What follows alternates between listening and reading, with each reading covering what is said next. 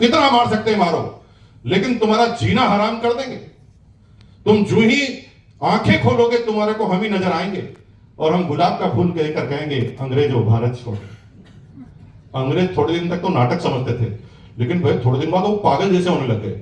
वो ना पोटी करने जाते थे तो वहां पर आदमी अंग्रेजों भारत छोड़ो, इधर देखो उधर, साला सुबह उठे अंग्रेजों भारत छोड़ो, सोए तो अंग्रेजों भारत छोड़ो। अरे वो क्या काम करूं कि क्या करूं, साला हर जगह ये नजर आता है अंग्रेजों भारत छोड़ो। इतने दिमागी रूप से परेशान हुए कि उन्होंने निर्णय लिया कि अब इस कंट्री में हम ज्यादा टिक नहीं पाएंगे, क्योंकि इन लोगों ने चुप रहकर हमारा जीना हराम कर दिया। ये वो व्यक्ति था जिन्होंने ऐसी चीज सोची जो पहली पृथ्वी पर कभी हुई नहीं।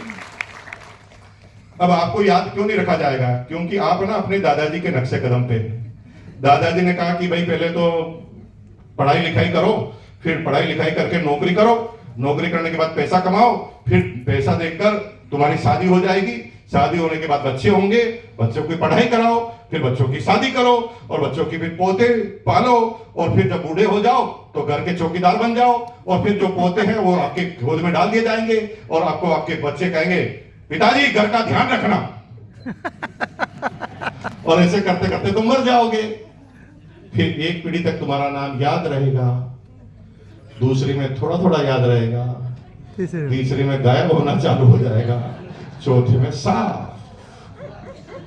बोलो तुम्हारा जन्म पत्र तो मैंने बता दिया तुम्हारे साथ क्या होने वाला है, लेकिन मेरा नहीं भूल पाएगी ये भी, क्योंकि मेरी अपलाइन के कहने से मैंने वो काम कर दिया कि मेरी फैमिली को, मेरे बच्चों को जब भी इनकम आएगी ना तो उस पर आरसीएम की छाप होगी, और वो भूलना चाहे तो भी भूल नहीं पाएगा। कोई क्या चीज की मैंने, वो मैं आज आपको बताने के लिए आया।